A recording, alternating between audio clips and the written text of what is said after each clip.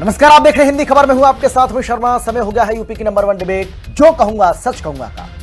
UP की सियासत में इंजन वही है, लेकिन इसमें कुछ नए डिब्बे लग गए हैं। योगी 2.0 सरकार का बहुप्रतीक्षित कैबिनेट विस्तार आखिरकार हो गया। इसमें 6 नए मंत्री बनाए गए हैं, यानी कि 6 ऐसे चेहरे हैं जो नए चेहरे हैं, उनको मंत्री बनाया गया है। 2 मंत्रियों का प्रमोशन किया गया है। जातीय क्षेत्रीय समीकरणों का ऐसा जाल बुना गया है जिसे 2027 की चाबी कहा जा रहा है। ऐसे में सवाल यह है कि क्या यह कैबिनेट विस्तार अखिलेश यादव के पीडीए यानी पिछड़ा दलित अल्पसंख्यक का तोड़ है? क्या इस विस्तार ने अखिलेश यादव के सामने एक नई चुनौती पेश कर दी है? और इसीलिए अखिलेश यादव ताबड़तोड़ एक के बाद एक ट्वीट कर विस्तार पर लंबे चौड़े सवाल पूछ रहे हैं। एक रिपोर्ट आपको हम दिखाते हैं, क्योंकि चर्चा इसी को लेकर करेंगे। लेकिन पहले देखिए ये रिपोर्ट। योगी कैबिनेट का हुआ विस्तार, नई टीम से 27 में नैया पार, नई टीम से हैट्रिक लगाने का योगी प्लान, की काट से अखिलेश परेशान। रविवार की शाम लखनऊ के राजभवन में जब शपथ ग्रहण की प्रक्रिया शुरू हुई तो संदेश बिल्कुल साफ था कि बीजेपी ने क्षेत्रीय और जातीय संतुलन का मास्टर स्ट्रोक चलने की पूरी कोशिश की है। कैबिनेट विस्तार में 6 नए मंत्रियों ने शपथ ली, जबकि 2 का कद बढ़ाया गया। इसमें पश्चिमी यूपी से लेकर पूर्वांचल तक और ब्राह्मणों से लेकर ओबीसी दलित चेहरों को जगह दी गई। राजनीतिक जानकारों की माने तो योगी ने इस टीम के जरिए अखिलेश यादव के उस पीडीए फॉर्मूले की घेराबंदी की है जिसने पिछले कुछ चुनावों में बीजेपी के सामने चुनौती पेश की थी। अच्छा है। अखिलेश जी कह रहे हैं सर पीडीए जो छोड़ के आए थे सपा, उनको जो है उनमें से एक को जगह दी, बाकी के साथ धोखा हो गया। देखिए, श्री अखिलेश यादव जी तो फ्रस्ट्रेशन में है। पश्चिम बंगाल में कमल खिलने के बाद वह 2047 तक अब इंतजार करने के लिए अंदर से तैयार हो गए। कुछ बीच बीच में बोलते रहेंगे। पीडीए की काट के तौर पे मंत्रिमंडल विस्तार हो रहा है जिसमें जातियों का संतुलन साधा गया है। पीडीए उनके पास है नहीं, उनका पीडीए फर्जी है। और यहाँ का यहाँ असली। लेकिन इस विस्तार पर विपक्ष का हमला उतना ही तीखा है। समाजवादी पार्टी के मुखिया अखिलेश यादव ने इसे समय काटने वाला खेल करार दिया। अखिलेश का कहना है कि जो सरकार 9 साल में कुछ नहीं कर पाई वो आखिरी के कुछ महीनों में क्या कर लेगी। अखिलेश ने तंज कसते हुए कहा, उधर से पर्ची आई है और यहाँ से सिर्फ बढ़ी गई है। हालांकि कांग्रेस भी तंज कसने में पीछे नहीं है। अब सरकार की विदाई के समय मंत्रिमंडल विस्तार का कोई औचित्य नहीं। अब चुनाव के कुछ दिन शेष बचे हैं। सरकार की जिम्मेदारी थी कि पहले पंचायत चुनाव कराती, उसके बाद विधानसभा चुनाव कराती। लेकिन 10 साल में उत्तर प्रदेश के लिए कुछ न कर पाने वाली योगी आदित्यनाथ सरकार, जिसमें दलितों महिलाओं को निशाना बनाकर मारा गया, ब्राह्मणों को जाति देकर कार्रवाई की गई, अल्पसंख्यक और मुस्लिम समाज के लोगों पर सरकार ने प्रतिशोध की भावना से बुलडोजर की कार्रवाई की और मुख्यमंत्री जी के सजातीय अपराधी सरेआम खुले घूम रहे हैं। तो ऐसे समय में मंत्रिमंडल विस्तार का कोई औचित्य नहीं बनता। मंत्रिमंडल विस्तार सिर्फ भारतीय जनता पार्टी के नेताओं को व्यक्तिगत फायदा पहुंचाने के लिए है। यानी सपा और कांग्रेस सीधे तौर पर ये आरोप लगा रहे हैं कि योगी कैबिनेट के फैसले लखनऊ में नहीं बल्कि दिल्ली में लिखे जा रहे हैं। अब सवाल ये है कि क्या अखिलेश की ये तल्खी योगी की नई घेराबंदी से पैदा हुई घबराहट है? सवाल तो ये भी कि क्या ये नई टीम योगी आदित्यनाथ को यूपी में जीत की हैट्रिक दिलाएगी? ये विस्तार बीजेपी के लिए संजीवनी का काम कर सकता है। पार्टी ने उन जातियों को फिर से साधने की कोशिश की है जो पिछले लोकसभा चुनाव में छिटकती नजर आई थी। अगर ये समीकरण जमीन पर फिट बैठे तो बीजेपी के लिए 27 की राह आसान हो सकती है। सपा से बगावत करने वाले मनोज पांडे ने भी कैबिनेट मंत्री के रूप में शपथ ली। उनका नाम जैसे ही सामने आया मंत्रिमंडल विस्तार में, अखिलेश यादव जी के ट्वीट्स कुछ ज्यादा बढ़ गए। आप इसको किस तरीके से देखते हैं? नहीं, हम तो इसको इसी तरह देखते हैं कि हम वहाँ साथ भी रहे हैं, तो केवल ड्यूटी हमने देखा है 15-12 साल में वहाँ उस समय नेताजी के साथ रहा, लेकिन तब ट्वीट का जमाना नहीं रहा। यह ट्वीट की लड़ाई नहीं रही, सड़कों पर लड़ाई होती थी। हम तो केवल ट्वीट देख रहे हैं। 2027 की लड़ाई को अब कितनी मजबूत होगी और आगे? बहुत मजबूती से भारतीय जनता पार्टी बहुत बड़े लक्ष्य को पूरा करके आएगी, इसलिए जनता उनके साथ है, जनादेश उनके साथ है, विकास उनके साथ है और सबका सम्मान उनके साथ है। कुल मिलाकर योगी की नई नवेली टीम बिल्कुल तैयार है। कुछ चुनौतियां भी सामने हैं और अखिलेश का वार भी तेज है। अब देखना यह होगा कि क्या ये विस्तार जनता के बीच बीजेपी का विस्तार कर पाएगा या अखिलेश का पीडीए मॉडल इस घेराबंदी को तोड़ देगा। लखनऊ से लालचंद, राहुल श्रीवास्तव और विक्रम सिंह राठौर के साथ ब्यूरो रिपोर्ट, हिंदी खबर। चलिए चर्चा करते हैं। बीजेपी की ओर से हमारे साथ बीजेपी के प्रवक्ता देवेंद्र प्रमुख जी हैं। बहुत स्वागत है सर आपका। अब से कुछ ही देर के बाद मुझे जानकारी मिल रही है कि डॉक्टर राकेश प्रजापति समाजवादी पार्टी के प्रवक्ता हैं, वो भी हमारे साथ जुड़ जाएंगे और उनसे भी सवाल जवाब करेंगे। लेकिन विशाल लोधी राजपूत जो कि कांग्रेस पार्टी के प्रवक्ता हैं, सर आपका स्वागत है। और हमारे साथ निरंजन पोद्दार जो कि राजनीतिक विशेषज्ञ हैं, वो भी जुड़ गए हैं। सर आपका भी स्वागत है। और निरंजन जी, सबसे पहले मैं आप ही के पास आता हूं और शुरुआत आप ही से कर रहा हूं। सर मैं आपसे जानना चाह रहा हूं, एक पत्रकार होने के नाते आप इस विस्तार को कैसे देख रहे हैं? क्या आपको लगता है कि ये जरूरी था या मजबूरी बन गई थी? क्या वजह आप मानते हैं और किस तरीके से इसको देख रहे हैं आप, किस रूप में देख रहे हैं? नमस्ते जी। नमस्ते।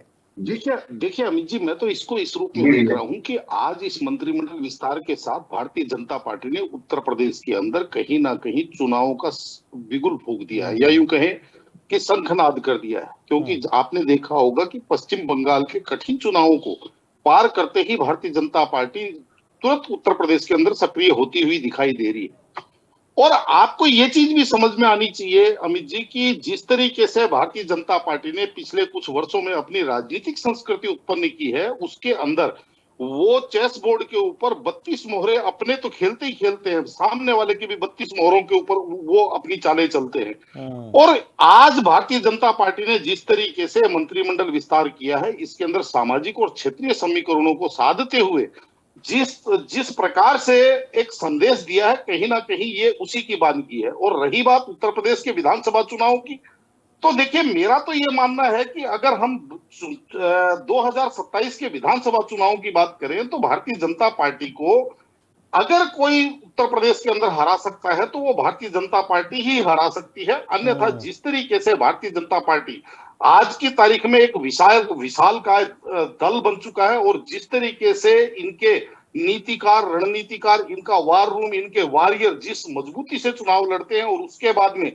आपने देखा ही है पश्चिम बंगाल के अंदर ममता बनर्जी जैसी एक राजनीति की, जिसको आप एलिफेंट कह सकते हैं, उनको भी जब इन्होंने, आप ये मान के चलिए, घुटनों पे ला दिया है, या राजनीतिक रूप से बोल रहा हूं, वहां पे घुटनों पे ला दिया। आप ये मान के चलिए कि ये उत्तर प्रदेश के अंदर लगता नहीं है कि भारतीय जनता पार्टी इन चुनावों को कहीं पे भी कोई थोड़ा सा हल्के में लेगी। ये पूरी गंभीरता से चुनाव लड़ने का प्रयास कर रहे हैं। और आज के बाद में आप देखेंगे निरंतर इनकी चुनावी तैयारी आपको इस मंत्रिमंडल विस्तार के बाद में आपको लगातार चुनावी तैयारियों के अंदर आपको भारतीय जनता पार्टी इसके अंदर संलग्न दिखाई देगी। दूसरी तरफ हम विपक्ष की बात करें तो देखिए आज हम एक चीज देख करके मुझे कहने में कोई संकोच नहीं कि विपक्ष कहीं ना कहीं एक सोशल मीडिया इन्फ्लुएंसर की भांति, चाहे सोशल मीडिया में चाहे एक्स हो, चाहे फेसबुक हो, चाहे या तमाम सोशल मीडिया प्लेटफॉर्म है, वहां पे पोस्ट करके और केवल और जिसको कहते हैं ना एक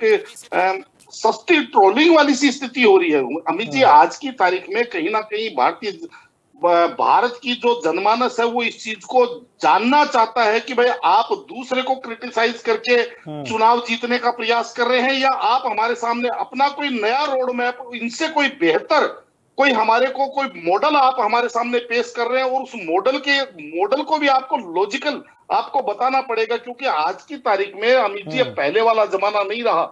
अब हर आदमी किसी ना किसी गैजेट से और दिन प्रतिदिन की जो सूचनाएं हैं, दिन प्रतिदिन के जो समाचार हैं, उनको वो अपने गैजेट पे, चाहे मोबाइल पे है, चाहे लैपटॉप पे है, चाहे कंप्यूटर पे है, चाहे टीवी के ऊपर है, वो उनको देखता है और अपना मूल्यांकन करता है, और उसी आधार पर वो किसी ना किसी जिस भी पार्टी के पक्ष में जाता है उस पार्टी को वो चुनता है।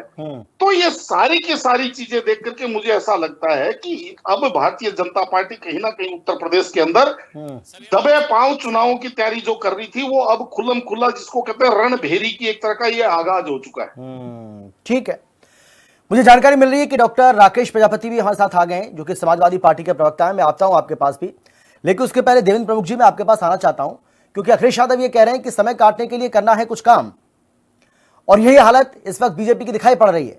वो ये कह रहे हैं कि भाई 9 महीने रह गए, आप 9 साल में कुछ कर नहीं पाए, 9 महीने में आप नए चेहरे ले आएंगे, मंत्री बना देंगे उनको, वो क्या कर पाएंगे? उन्हें समझ नहीं आएगा कि क्या करना है क्या नहीं करना है, सिर्फ समय काटा जा रहा है। बहुत बहुत धन्यवाद अमित सर आपका जी, और थैंक यू सर।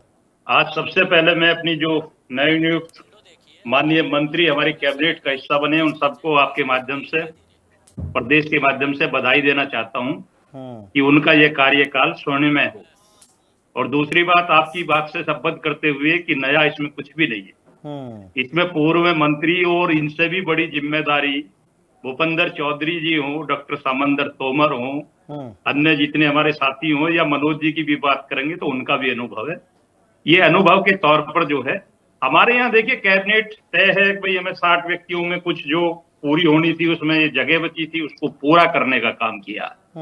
और रही बात कि हमने क्या किया है 9 वर्षों में, हम यही चाहते हैं जो आप कह रहे हो कि विपक्ष हमसे ये पूछे कि उन्होंने क्या किया था और उसके बदले आज हमने क्या किया।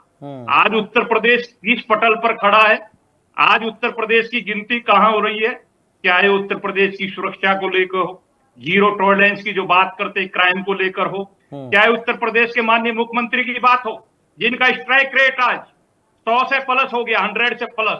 उत्तर प्रदेश की बात छोड़िए, जिस प्रदेश में गए 22 प्रदेश प्लस आज भारतीय जनता पार्टी के पास है। और जहां जहां उन्होंने प्रचार किया वहां वहां उनका 100% से भी ज्यादा रिजल्ट आया। तो ये देश की जनता की मोहर है। अब उत्तर प्रदेश की लड़ाई कहां बची है? अखिलेश जी की ये जिसे कहते हैं ना खीस निकालने वाली बात, इसे जो ट्वीट के माध्यम से कर रहे हैं हमारे साथी अभी बहुत अच्छे निरंजन पोद्दार जी ने जो क्लियर किया है वो सब चीज आई है। और फिर एक चीज, एक समय था कि ट्वीट के माध्यम से जो है वो लिखना पढ़ना कम चलता था, सड़क की राजनीति ज्यादा होती थी, लेकिन अब दोनों चीज चलती हैं और समन्वय बीच में होता है। जितना सड़क पर काम करोगे वही तथ्य के साथ, ऑडियो वीडियो के साथ और अपनी प्रस्तुति और वहां प्रेजेंटेशन को लेकर क्लियरिटी करते हुए ट्वीट पर जाओगे तब ट्वीट की कोई वैल्यू है, अन्यथा बैठे बैठे ट्वीट नहीं चलेगा, एक्स को बंद करना पड़ेगा। और चुनाव में आइए, हम तो चाहते हैं धरा पर सवाल कीजिए कि आज उत्तर प्रदेश की जीडीपी तुम छोड़कर कहां गए थे, कहां है? आज उत्तर प्रदेश का जो कद बढ़ा है पूरी दुनिया में या पूरे देश में बढ़ा है, या उत्तर प्रदेश के माननीय मुख्यमंत्री जी की जिस तरह डिमांड होती है, कहीं अखिलेश जी की भी जरूरत पड़ी थी क्या? ममता दीदी ने एक बार कही थी आपसे कि आप भी आ जाइए बंगाल की तरफ, जरूरत है आपकी।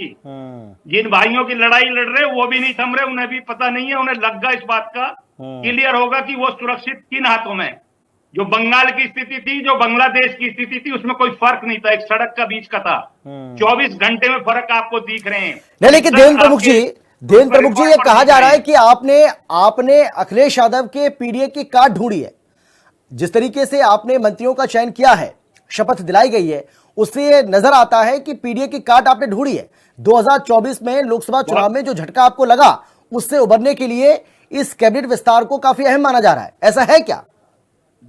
बहुत शानदार क्वेश्चन अभी सर जी, आपके गहन क्वेश्चन के लिए धन्यवाद करता हूं। पीडीए की काट का बताता हूं, पीडीए की काट नहीं, पोस्टमार्टम कर जाता हूं हर बार, और पोस्टमार्टम के बाद रिपोर्ट भी देकर जाता हूं। अब उसको जो है वो विपक्ष माने ना माने उनका काम है। मैं ये कह रहा हूं सबसे पहले तो आपको कि पीडीए की काट इसलिए जो है, पीडीए की जब परिभाषा आती है, पी में जो है ये जो शब्द है उसमें मैंने कई बार ये कहा था कि फंसे हुए हैं अखिलेश जी, इसको एक बार छोड़कर चले भी गए थे, इसमें अग्रिम है या अल्पसंख्यक है। दूसरा, आप जिस दलित की बात कर रहे हैं, जिस आप ओबीसी की बात कर रहे हैं, और कभी कभी जो अग्रिम की बात करते हैं, ब्राह्मण समाज की भी बात करते हैं, उस पर आप बोल चुके हैं। मैं एक चीज और कह रहा हूं कि इस देश में आज दलित की बेटी राष्ट्रपति है। पिछली बार लंबे 10 वर्षों तक दलित की बेटी राष्ट्रपति और भारतीय जनता पार्टी की वजह है। पिछड़े का बेटा प्रधानमंत्री है, वो भारतीय जनता पार्टी की वजह है। तो डीएनए पीडीए का कहां हुआ? अगर अखिलेश जी में ताकत है या उनकी पार्टी के जो हमारे साथी बैठे हैं जो बोलते हैं पीडीए की परिभाषा, तो वे बता दें कि उन्होंने पीडीए के लिए क्या किया। मुलायम सिंह जी बता दें दलितों के लिए, अखिलेश जी बता दें क्या किया। आप तो उनका नहीं कर पाए जिनकी बात करते हो, उनका भी निर्णय आप पे नहीं हुआ। आपने एक परिवार जरूर पाला है, वो परिवार पीडीए कह लीजिए, उसे आप चाहे अपना कह लीजिए, ए उसे जोड़ लीजिए और डीवी को हटा दीजिए, क्योंकि ए में अपने में सब हो जाएगा। बेटा, भतीजा, भाई जितने भी हैं, रिश्तेदार, यार, प्रमुख, जिला पंचायत अध्यक्ष, सांसद, विधायक, मंत्री, ये सब आप लोग कर चुके हैं। यही आपका जो है विश्लेषण है। और मैं फिर कह रहा हूं, मैंने कहा वैसे नहीं कहा पोस्टमार्टम ये कह रहा हूं कि पीडीए तो खत्म हो चुका है, उसका पोस्टमार्टम बाकी बचा जिसे मैं कर रहा हूं। और जिस भी प्रवक्ता में ताकत हो, मेरी इस बात को विपक्ष का काट दे अगर मैं गलत बोल रहा हूं। अमित जी, आपके चैनल पर बोल, ठीक है सर, आता हूं मैं आपके पास में लौटूंगा। की चौट पर बोल रहा हूं, ठीक है, एविडेंस के साथ बोल रहा हूं। ठीक है राकेश जी, आपको मेरी आवाज आ रही है क्या? तो इधर उधर के लिए 30 मिनट में कहीं चले जाओ। ठीक है, ये लोग व्यक्तिगत आ जाते हैं, इन लोगों के पास तथ्य नहीं होते। ठीक है, और व्यक्तिगत करके टाइम खराब करते हैं। मैं कभी व्यक्तिगत नहीं आता, मैं तथ्य के साथ बोलता हूं। चलिए कोई बात नहीं सर, मैं आपकी बात का जवाब ले लेता हूं। ठीक है, राकेश जी, आपको मेरी आवाज आ रही है क्या? सुन पा रहे हैं क्या? अरे ठाकुर साहब, थोड़ा दूसरे को बोलने का मौका दीजिए। ठीक है, ठीक है, मैं आ रहा हूँ विशाल जी, आपके पास भी आ रहा हूँ, मैं आ रहा हूँ आपके पास भी। राकेश जी, आपको मेरी आवाज आ रही है? आप सुन पा रहे हैं क्या? राकेश जी, आप सुन पा रहे हैं क्या? हमने ये क्लियर कर दिया कि वो हमने वापसी कर दी लोकसभा की। आवाज आपकी ब्रेक हो रही है लेकिन राकेश जी। ठीक है, ठीक है, मैं आता हूँ आपके पास। देवेंद्र जी, मैं आपके पास लौटा हूँ, लेकिन राकेश जी मैं आपसे ये जानना चाह रहा हूँ कि भाई दिक्कत क्या है? भाई ये तो देखिए भाई 60 तक आप मंत्री बना सकते हैं, अभी संख्या सिर्फ 54 थी, वो 6 इसलिए बनाए ताकि अपनी संख्या पूरी हो जाए। तो इसमें दिक्कत क्या है? अब अखिलेश यादव बार बार ट्वीट किए जा रहे हैं, ट्वीट पे ट्वीट किए जा रहे हैं और कह रहे हैं कि टाइम पास करने के लिए, टाइम को काटने के लिए कुछ भी किए जा रहे हैं। मैं आपसे जानना चाह रहा हूं कि कहीं ऐसा तो नहीं है ये जो चुन चुनकर मंत्री बनाए गए, आपका जो पीडीएफ फॉर्मूला है उसको ध्वस्त करने के लिए जो चुनाव किया गया है मंत्रियों का, कहीं उससे तो छटपटाहट महसूस नहीं हो रही है? कहीं उससे तो दिक्कत नहीं हो रही है अखिलेश यादव को कि यार इन्होंने तो ढूंढ लिया यार, अब कैसे बात बनेगी? एक हमारे पास यही तो फॉर्मूला था, ये फॉर्मूला भी इन्होंने खराब कर दिया, अब क्या होगा हमारा? ऐसा तो नहीं है? अमित जी सुन लेंगे अब जरा, बोलिए आप।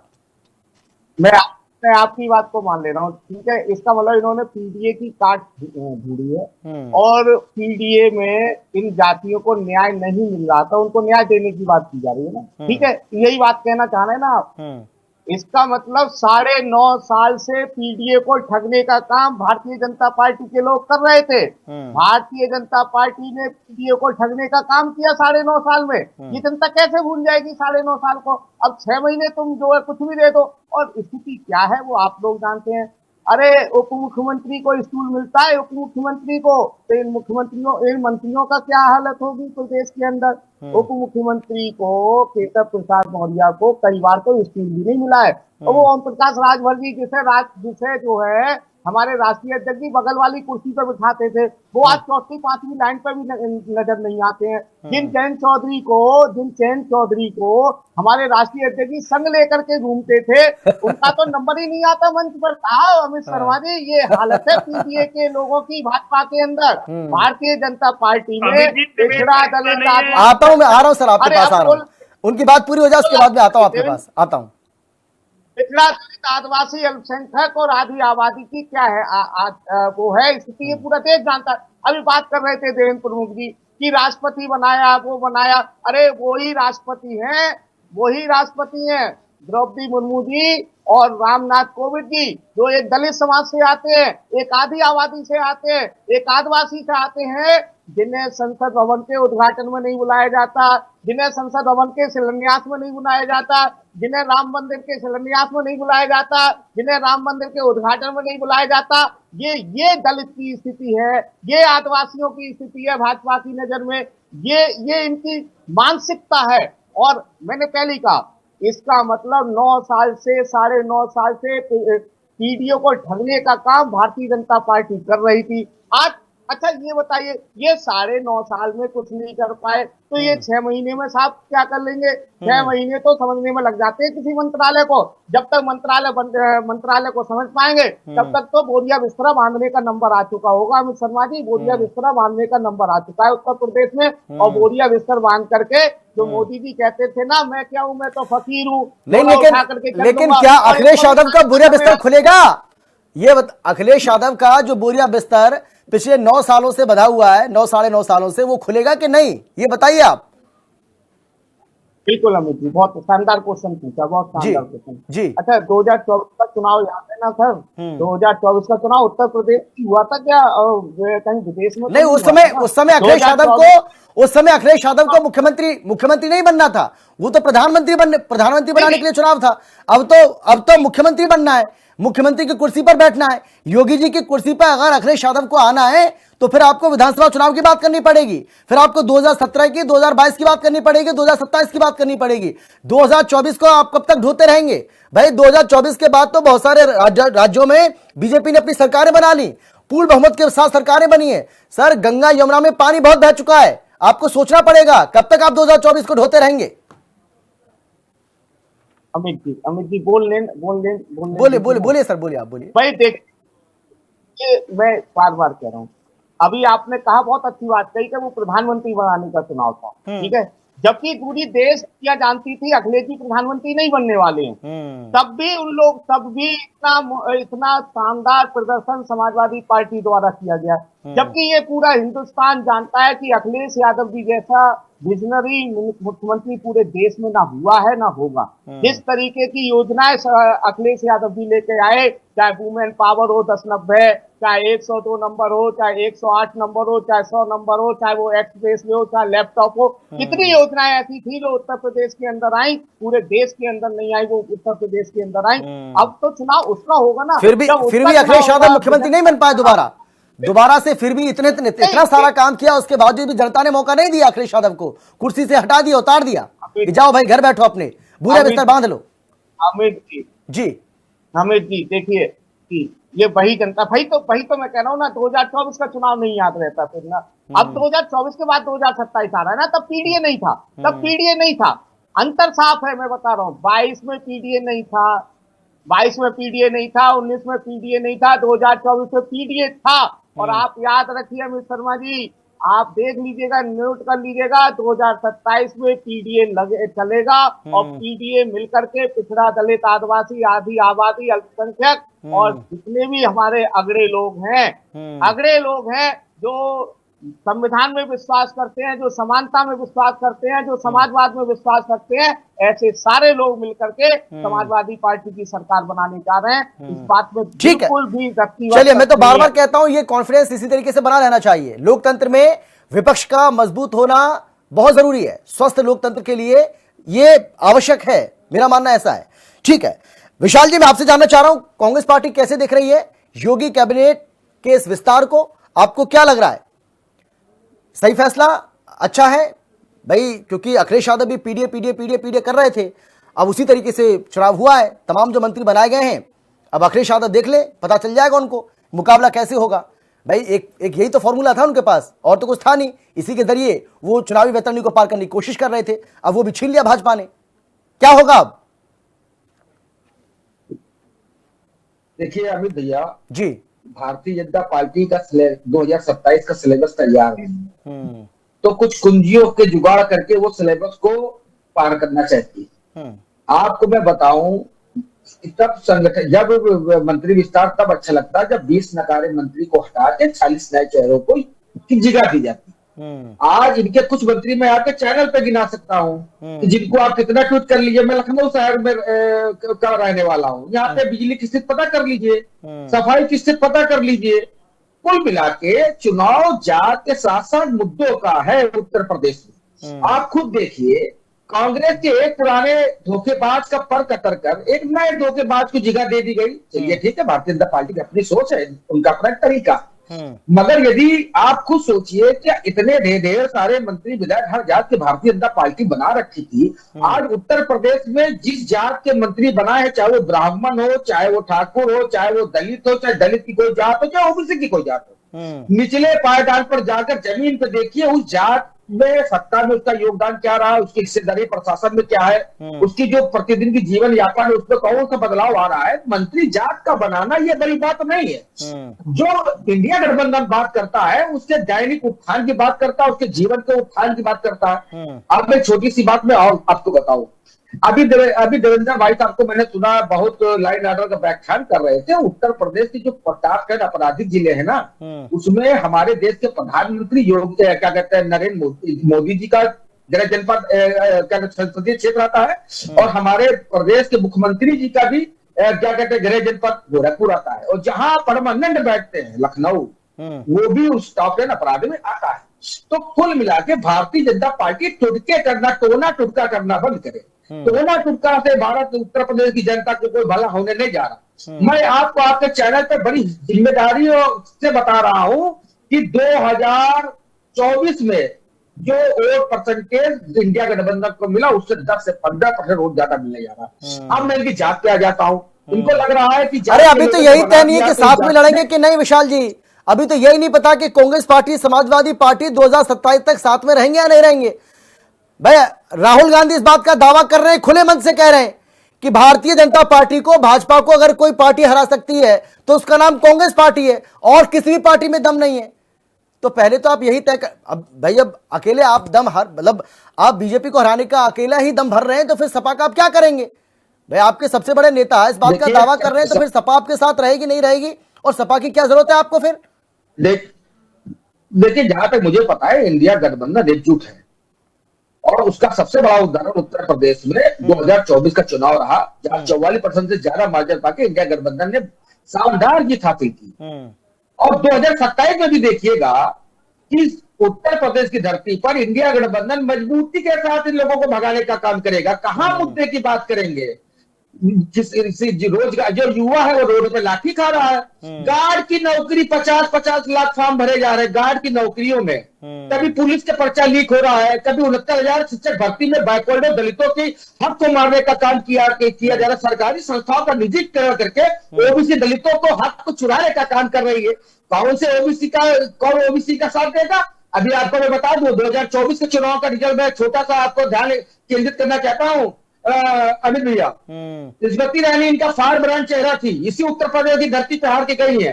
उत्तर प्रदेश के प्रथम मुख्यमंत्री जो कन्यासी बड़ा कद रखते हैं, जो बैकवर्ड का बड़ा चेहरा है, जिनके उत्तर प्रदेश में नाम से वोट मांगा जाता था, उनका खुद का लड़का अपना क्षेत्र हार गया। राजवीर सिंह, मेनका गांधी का चुनाव हार गई। रीता बहुगुणा जोशी जो ब्राह्मणों की बड़ी नेता थी वो चुनाव हार गई। निरंजन साध्वी चुनाव हार गई। घनश्याम लोधी नहीं सर, चुनाव देखिए लोकतंत्र में चुनाव हारना, विकास भाई नहीं विशाल भाई लोकतंत्र में चुनाव हारना जीतना एक अलग बात है। भाई ऐसे तो राहुल गांधी भी चुनाव हार गए, स्मृति ईरानी से राहुल गांधी चुनाव हारे कि नहीं हारे, वो तो इतने बड़े नेता हैं, प्रधानमंत्री पद के दावेदार हैं वो कांग्रेस पार्टी की तरफ से, इंडिया गठबंधन की तरफ से। क्या बात आप कर रहे हैं भाई, हार जीत चलती रहती है। राहुल गांधी चुनाव हारे कि नहीं हारे बताइए आप। अब राहुल गांधी चुनाव कैसे हार गए इतने बड़े नेता होते हुए भी, ये कौन सी बात हुई। अब मैं अभी आपको एक लॉजिक बताता हूं। मैं इन बातों को इसलिए आपके सामने रख रहा हूं क्योंकि जिस पीडीए का दावा इंडिया गठबंधन करता है और जिस पीडीए का धोखे वाली बात जो भारतीय जनता पार्टी करती है, जहां पर इनके नेताओं को मुखौटा तो है मगर अधिकार नहीं है। आज भी इनके मंत्रियों की हैसियत नहीं है कि बिजली का खंभा लगवा दे, नल लगवा दे, हैसियत नहीं है। पूरा प्रदेश अधिकारी चला रहा है, इनके मंत्री भागे मुंह छुपा के जनता से घूम रहे हैं। आज स्थिति क्या है, आज मजबूत नेतृत्व की जरूरत है। आज जो जाके मुख्यमंत्री बनने का सपना देख रही है उनको ये मंत्री बनाने का काम कर रहे हैं। तो कहीं ना कहीं ये उत्तर प्रदेश है, बदलाव का प्रदेश है, मुद्दों का प्रदेश है। किसान यही मारा गया है। महिला, अब सबसे बड़ा जब महिला का अपराध है, इसी प्रदेश में नंबर 1 पे टॉप पे महिला अपराध हो रहा है। सबसे ज्यादा रोजगार, क्योंकि जनसंख्या हमारी ज्यादा है, सबसे ज्यादा रोजगार की कमी हमारे पास। आप बताते बहुत विकास कर दिया है। आप देखिए ना इनके पुल, गुणवत्ता देखिए, रिश्वतखोरी देखिए, पुल ढहे जा रहा है, एक्सप्रेस वे में गड्ढा होता चला जा रहा है। और खुद मेडिकल कॉलेज, जिलेवार मेडिकल कॉलेज की बात करते थे। अमित भैया आपसे रिक्वेस्ट है कि आप जाइए पीजीआई चले जाइए, आप लोहिया चले जाइए, आप केजीएमई चले जाइए, पूछे वहां भीड़ कौन सी खड़ी है, गोंडा की खड़ी है, फैजाबाद की खड़ी है, बहराइच की खड़ी है। बता दें यदि उनका मेडिकल कॉलेज खुला होता तो ये बाहर के जिले के लोग राजधानी में क्यों इलाज के लिए तरस रहे हैं। सवाल ज्यादा है, शिक्षा कितनी महंगी हो गई है। ये स्मार्ट मीटर ना, इनका मीटर गुल कर देंगे, इनकी लाइट गुल कर देंगे। कांग्रेस पार्टी ने सस्ती कर दी थी क्या शिक्षा। कांग्रेस पार्टी ने शिक्षा को सस्ता किया था देखिए, क्या? कांग्रेस पार्टी ने और अगर सस्ता किया था, नहीं और अगर सस्ता किया था तो फिर भाई चुनाव क्यों हार गए? अब तो लगातार 3 बार चुनाव हार चुके हैं। राहुल गांधी लगातार कोशिश कर रहे हैं कि कैसे भी करके प्रधानमंत्री बनूं, लेकिन उनकी वेटिंग, पीएम की वेटिंग खत्म ही नहीं हो रही है उनकी। अब पता नहीं कब खत्म होगी भी नहीं होगी, इसकी भी कोई गारंटी नहीं। नहीं, ऐसा तो हमको भी बहुत गर्व करना चाहिए था कि ये 50, 60, 70 साल का हम लोगों का बहुत बड़ा इतिहास, घमंड है नहीं है। तो इस देश को आजाद कराने वाले, बनाने वाले, स्वर्णिम इतिहास को स्वर्णिम बख्शिश देने वाले लोग हम लोग। राजनीति है, जीत हार से जनता के उत्थान का तकाजा नहीं किया जा सकता है। आप सर्वे कराइए ना, जनता कितनी संतुष्ट है। सिर्फ जीत रहा है तो उसका क्या मतलब है? सबके घर में पूरे पकवान बन रहे हैं, हलवा बन रहा है। अभी 5 राज्यों में सर्वे हुआ है ना, उससे बड़ा सर्वे क्या होगा भाई? विशाल भाई, 5 राज्यों में अभी चुनाव हुआ है, उससे बड़ा सर्वे क्या होगा? वहां कांग्रेस की क्या हालत है देखिए आपने। चलिए, कांग्रेस की क्या हालत है भाई? जहां असम में आप मजबूत माने जाते हैं, वहां भी आप देखिए कितनी सीटों पर सिमट गए आप। एक छोटा सा आंकड़ा आपको देता हूं, आपको समझ में आ जाएगा। तमिलनाडु में कितनी लोकसभा सीट है? 39। केरल में कितनी लोकसभा सीट है? 21। टोटल कितनी हुई? 60 सीट पे कौन जीता? इंडिया गठबंधन। दूसरी जगह बंगाल पे आ जाइए, बंगाल में कितनी सीट है? 42। असम में कितनी सीट है? 14। सर मैं बात कर रहा हूँ विधानसभा चुनाव की, आप लोकसभा पर चले जाते हैं। मतलब आपको जो सूट करता है वही बोलते हैं। स्टेट में हम साथ है। नहीं, मैं तो विधानसभा चुनाव की बात कर रहा हूँ ना। हाल ही में 5 राज्यों में हुए विधानसभा चुनाव में कांग्रेस पार्टी ने केरल को छोड़कर कहां सरकार बनाई है बताइए ना, और कितनी सीटें आई हैं? देखिए, आप सर्वे की बात कर रहे थे। आज तमिलनाडु, केरल, बहुत सारे ऐसे स्टेट हैं जो भारतीय जनता पार्टी को नकार रहे हैं। उत्तर प्रदेश है, उत्तर प्रदेश को जितना भारतीय जनता पार्टी ने धर्म के नाम पे, जात के नाम पर जो लड़ाने का काम किया था, उसका तो ठीक है आंकड़ा 2024 में भारतीय जनता पार्टी को दिखने लगा। ठीक है देवेंद्र जी आप बोलिए, जवाब दीजिए। देवेंद्र जी ये कुछ भी कर ले, देवेंद्र जी जवाब दीजिए। सरकार देवेंद्र जी आप बोलिए। होगी। ठीक है, अब किसी मुख्यमंत्री का घर गंगा जल से नहीं धुला जाएगा। अमित जी, मैं सबसे पहले तो ये कहूंगा कि प्रत्यक्ष को कभी प्रमाण की जरूरत नहीं होती है। मुझे इसमें ज्यादा अब बहस का विषय इसलिए नहीं बचा है कि पोद्दार सर बैठे हैं, आप क्लियर करा लीजिए, आपने कर दिया साथ के साथ। मैं अपनी बात पर कायम हूं। मुझे आज भी यही बात है, एनसीआरबी से लेकर कोई भी आपके पास जो एजेंसी है, जो रिकॉर्ड है, वो उठाकर एक बार तुलना कर एक बार चेक कर लीजिए, पता लग जाएगा आपको कि आज स्थिति क्या है प्रदेश की। आप किस स्थिति में छोड़कर गए थे, आप चर्चा कीजिए। आज जो बीमारू प्रदेश के नाम से प्रचलित था, वो नंबर 1 का प्रदेश है। आज जीडीपी, इकोनॉमी जो देश को दे रहा है, उत्तर प्रदेश सबसे ज्यादा दे रहा है। देश को जो सम्मान दे रहा है, उत्तर प्रदेश सबसे ज्यादा दे रहा है। विदेशों से जो इकोनॉमी आई है, वो उत्तर प्रदेश में सबसे ज्यादा आई है। उत्तर प्रदेश हब बना सड़कों का, रोडों का। दुनिया में पहले नंबर पर भारत सड़क बनाने वाला आज देश बना, उत्तर प्रदेश की वजह से बना है। जितने नेशनल हाईवेज बने, सबसे ज्यादा उत्तर प्रदेश में बने। जितने नेशनल एयरपोर्ट और एशिया का एयरपोर्ट बना, उत्तर प्रदेश में बने। सबसे ज्यादा मेडिकल कॉलेज से लेकर मेडिकल एम्स, हॉस्पिटल, लाइफ, जितने भी तमाम जो कमियां लगती थी, उत्तर प्रदेश में सबसे ज्यादा उत्तर प्रदेश में कंपनियों से लेकर विकास की चीजें हैं, सबसे ज्यादा हुई है। उत्तर प्रदेश ने सबसे ज्यादा रोजगार दिया है, गवर्नमेंट जॉब दिए हैं, सरकारी नौकरियां दी हैं। जो पहली टोटल में नहीं दिया, उससे ज्यादा हमने कुछ समय में दे दिए। लाखों भर्तियां हमारी चुनाव से पहले ऊपर आज भी खड़ी हैं।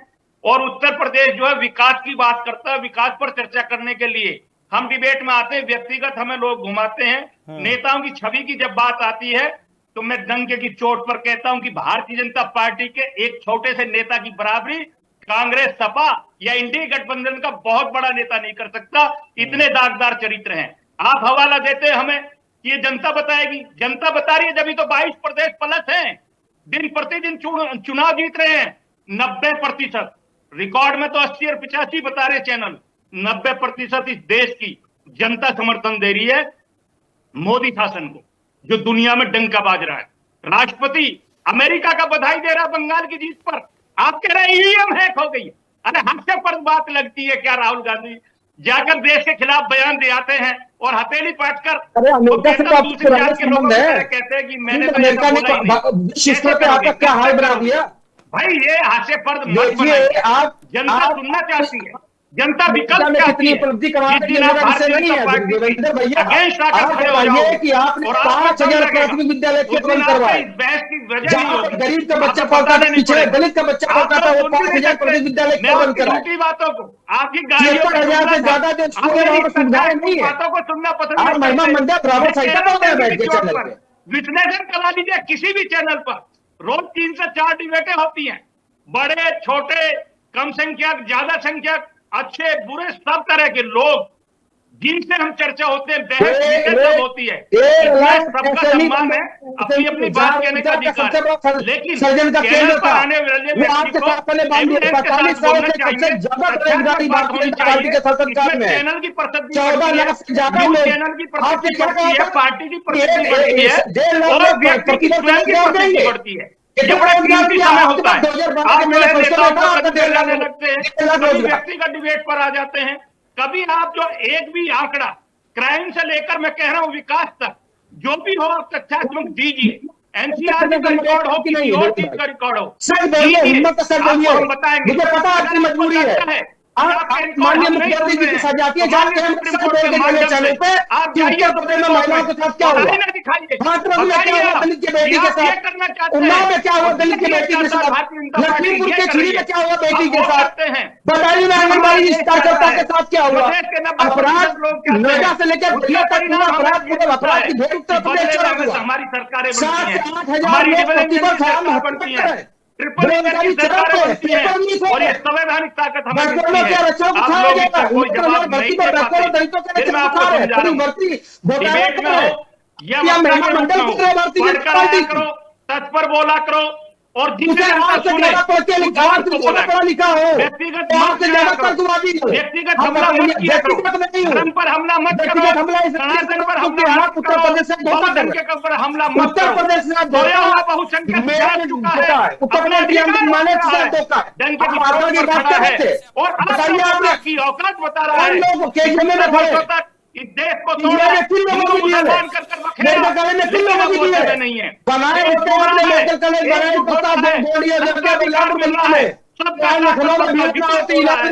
आपके पास अगर मेरी बात का जवाब हो तो ही बोलिए, अन्यथा इधर उधर डिबेट चलिए ठीक है, राकेश जी कुछ कहना चाह रहे हैं, राकेश जी कुछ कहना चाह रहे हैं। राकेश जी आप बोलिए, राकेश जी बोलिए, बोलिए राकेश जी बोलिए।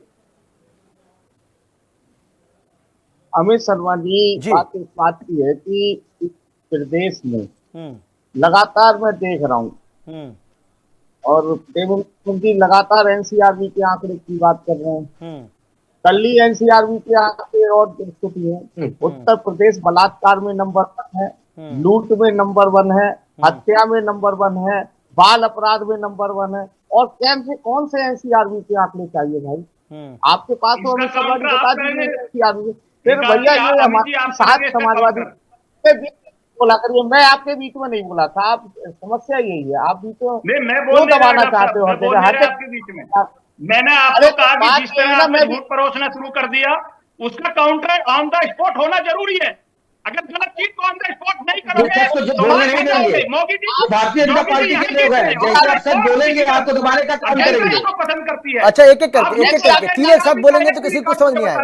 एक एक करके कहीं भी मिल जाए आपको तो मैं आप बोलिए सही बात। एनसीआरबी क्या आपकी बात सुनी जाएगी, आप बताइए सम्मान के साथ सुनी जाएगी। बाल अपराध नंबर 1 है उत्तर प्रदेश, ऐसी बातें लगाइए, आप बताइए गलत बात हो या प्रदेश का नुकसान हो, आप खर्च करके के आंकड़े क्या है? एनसीआरबी के आंकड़े पढ़ के बताइए ना, बताइए एनसीआरबी के आंकड़े क्या है? अरे पढ़ने की जरूरत नहीं है, फिर पढ़ता हूँ। अरे बताइए कितना है? अरे सीधे बताइए ना कितना है? अरे सीधे बताइए ना एनसीआरबी के आंकड़े क्या कह रहे हैं? आंकड़े क्या कह रहे हैं? उनकी बोली आज तक ये ढूंढ नहीं पा रहे हैं। आप जो है डिबेट में पढ़े लिखे पार्टी के लोग हैं, आप डॉक्टरेट की उपाधि लेकर उसका सम्मान नहीं कर पाते। मैं डिबेट की उपाधि लेकर सम्मान करता हूँ, पत्रकार का भी करता हूँ, एंकर का भी करता हूं और प्रवक्ता साथियों का भी करता हूं। राकेश भैया जी, राकेश भैया है नहीं, आप ऐसा करिए ना, जहाँ पे ये डिग्री बनवा रहे हैं भारतीय जनता पार्टी के नेता, वहीं से डिग्री आप भी बनवा लीजिए, तब इनको पढ़े लिखे दिखने अच्छा चलिए मुद्दे पर आते हैं सर, समय बहुत कीमती है हम सबका, बहुत कीमती है, मुद्दे पर बात करते हैं, व्यक्तिगत टिप्पणी कोई किसी पर नहीं करेगा, व्यक्तिगत टिप्पणी कोई किसी पर नहीं करेगा सर, मुद्दे पर बात करते हैं, मुद्दे पर बात करते हैं। पूरी दुनिया ने देखी और उनकी बात सुनी, और अब तो बंगाल ने भी सुनी है। जिसे अनपढ़ बता रहे हो या अमित जी, देश का पढ़ा लिखा नहीं देंगे, कहता है ये भारत की बात है। अच्छा बोलने दीजिए, ठीक है देवेंद्र जी मैं आ रहा हूँ, देवेंद्र जी मैं आपके पास आ रहा हूँ, विशाल भाई आ रहा हूँ मैं आपके पास, विशाल जी मैं आपके पास भी आ रहा हूँ, प्लीज एक एक करके सर खिचड़ी नहीं पकानी है, ऐसे कोई फायदा नहीं है, अगर तीनों लोग एक साथ बोलेंगे तो फायदा नहीं होगा उसका। और मुझे ये बर्दाश्त नहीं है कि मेरे देश के प्रधानमंत्री को कोई अंतर बोले। आप देवेंद्र भैया अपने शब्द वापस लेने पड़ेंगे। ऐसा कौन सा समय आ गया कि भारतीय जनता पार्टी का नेता अपने नेता को ऊपर बोल रहा है, आपको माफी मांगना पड़ेगा। मैं खेल में प्रेस कर रहा हूँ कि हमारे देश के प्रधानमंत्री को किसी को न करिए कि उनको अनपढ़ बोला हो सकते हैं, लेकिन देश का दिल नहीं जीत सकते।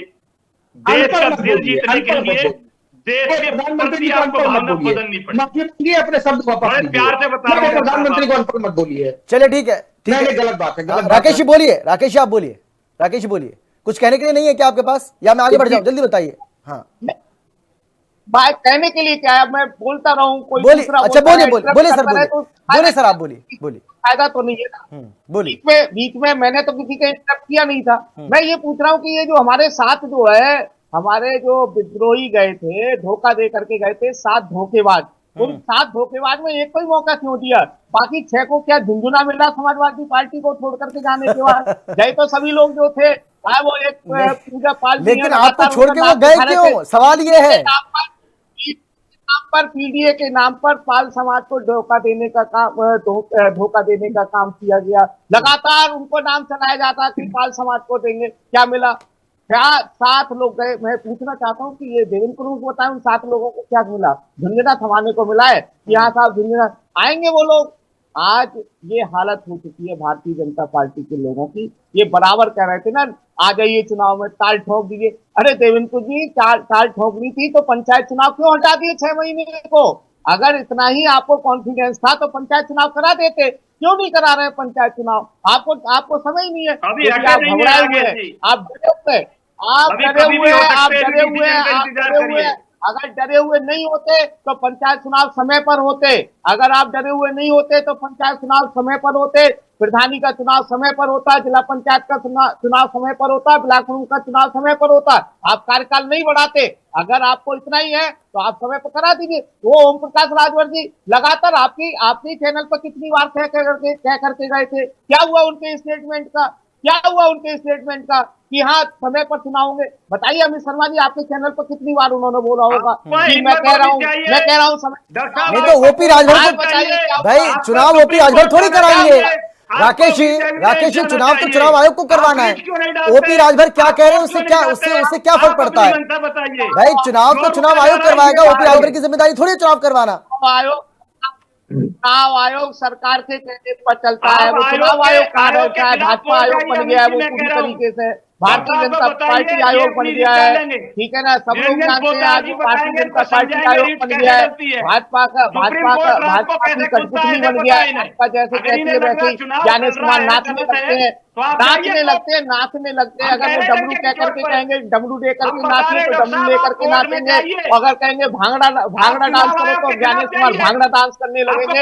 ये ज्ञानेश की स्थिति आ गई है, ये चुनाव आयोग की स्थिति आ गई है। ऐसा कोई चुनाव आयोग नहीं बना, आज तक का कोई चुनाव आयोग नहीं बना कि वह जब कहे भारतीय जनता पार्टी उठो तो उठो, बैठो तो बैठो, दिन है तो दिन, रात है तो रात। चुनाव आयोग कराता है, लेकिन का मंत्री का है भाई, चुनाव आयोग में बैठे हो पंचायत राज के, पंचायत के छोड़ दीजिए अपने पास।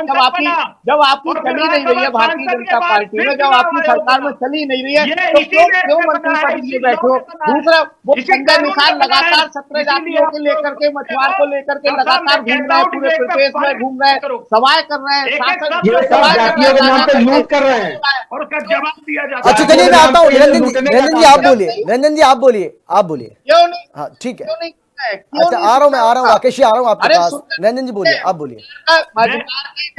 लेकर के मझवार के आरक्षण को लेकर के मझवार के आरक्षण इन्हें डॉक्टर साहब आ रहा हूँ सर, मैं आ रहा हूँ आपके पास। इनकी बात पूरी हो जाए उसके बाद आता हूँ मैं। हाँ ठीक है देवेंद्र जी, आप अच्छा चलिए ठीक है रंजन जी आप बोलिए। रंजन जी आप बोलिए आप बोलिए। मैं ये पूछना चाहता हूँ, जैसे डॉक्टर साहब चुनाव आयोग का उंगली उठा रहे हैं, तो आप चुनाव आयोग के खिलाफ चले जाइए, आप माननीय सुप्रीम कोर्ट चले जाइए। आपकी इन्हीं सरकारों में पहले भी सुप्रीम कोर्ट तक गए हो ठीक है, और जाकर आपने जो है कार्रवाई की। ठीक है रंजन जी बोलिए आप। कहता हूँ आपको,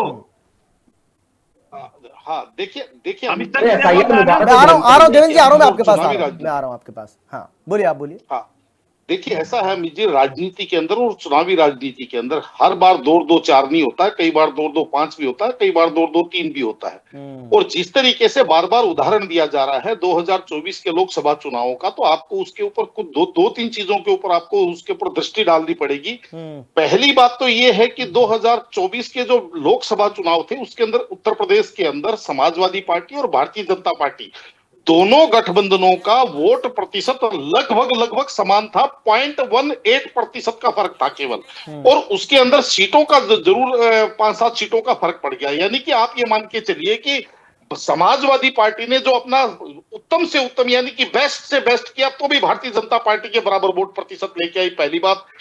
दूसरी बात देखिए, आपको मैं बता रहा हूं आज की तारीख में, जैसे मैंने आपको पूर्व में बताया कि आज की तारीख में उत्तर प्रदेश के अंदर जिस तरीके से योगी आदित्यनाथ जी की सरकार चल रही है, और आज योगी आदित्यनाथ जी के जो पूरे राष्ट्रीय स्तर के ऊपर आपने देखा होगा, चाहे पश्चिम बंगाल हो, उससे पहले महाराष्ट्र हो, हरियाणा हो, जहां जहां योगी आदित्यनाथ जी ने सभाएं की, उनकी कितनी मांग थी। और दूसरी तरफ अगर हम बात करें अखिलेश यादव जी की, तो आप देखिए अखिलेश यादव जी हरियाणा के चुनाव में भी समर्थन करने पहुंचे थे, महाराष्ट्र के चुनाव में भी समर्थन करने पहुंचे थे, और दिल्ली के चुनाव में भी पूरा समर्थन किया था, बल्कि रैलियां रोड शो भी किया था उन्होंने। और उसके बाद में अब पश्चिम बंगाल के अंदर, तो आज और बिहार के अंदर भी वो गए थे, और वहां पे तो उन्होंने कहा था कि आप भाजपा को बिहार से भगा दीजिए, उत्तर प्रदेश में हम भगा देंगे। लेकिन वास्तविकता क्या है कि जब आप केवल किसी की बुराई करते हैं, अपना रोड मैप तैयार नहीं करते हैं, तो जनता अमित जी आपका जो अतीत है उससे मूल्यांकन करती है। और अगर अतीत और वर्तमान की अगर हम बात करें, और इसके अंदर आपको यह भी समझ में आनी चाहिए कि देखिए कि आज विपक्ष कहीं ना कहीं जनता के भरोसे को थोड़ा सा भरोसे के ऊपर फिट इसलिए नहीं बैठ पा रहा है क्योंकि चुनाव परिणाम आने से एक दिन पहले तक वो कहता है कि भारतीय जनता पार्टी की हालत पतली है, हम चुनाव जीत रहे हैं, भारतीय जनता पार्टी यहां से चुनाव हार रही है। लेकिन जैसे ही चुनाव परिणाम आते हैं, कहते हैं चुनाव चोरी हो गया, ईवीएम हैक थी, या चुनाव आयोग में। भाई अगर आप ये देखिए अमित जी, किसी भी व्यक्ति को अगर ये पता हो कि मैच फिक्स है, तो वो मैच खेलने नहीं जाएगा। सही बात है, मैदान छोड़ देगा। भी खेलने जाते हैं, मैच जीत जाते हैं तो कहते हैं हम जीत गए, और मैच हार जाते हैं तो कहते हैं आप अंपायर के साथ सेटिंग थी, पिच टेम्परिंग थी, बॉल टेम्परिंग थी, ये विकेट सही नहीं था, ये मैदान के ऊपर ओस पड़ी हुई थी। तो कहने का तात्पर्य ये है कि जब तक विपक्ष अपनी बातें जनता के सामने, अपना नया रोड मैप नहीं दिखा, तब तक बात नहीं बनने वाली है। हम अगर आज के 10-15 सालों के पूरे पहले की राजनीति और आज की राजनीति का अगर हम मूल्यांकन करते हैं, तो देखिए इस चीज से कोई इनकार नहीं करता, जिस तरीके से उत्तर प्रदेश के अंदर हर जिलेवार एक संगठित अपराध की इंडस्ट्रियां चलती थी, आज कहीं ना कहीं जनता के बिल्कुल सही बात, अपराध कोई भी, क्योंकि समय बहुत कम बचा मेरे पास। रंजन जी समय बहुत कम बचा, मैं चाहता हूं एक बार सबके पास घूम जाऊं। जल्दी से विशाल जी, जल्दी से फटाफट, 20 सेकंड है आपके पास, 20 सेकंड जा रहा। और इन्होंने जो पिछड़े दलितों के चेहरे बना के पिछड़े दलितों को लूटने का काम किया है, उनको बर्बाद, उनके रक्षण लूटने का काम किया है। इंडिया गठबंधन की जिस तरह जीत 2024 के चुनाव में है, तो उससे 10-15% ज्यादा। राकेश जी जल्दी से, गठबंधन की सरकार बनने जा रही है। राकेश जी जल्दी से 10 सेकंड में।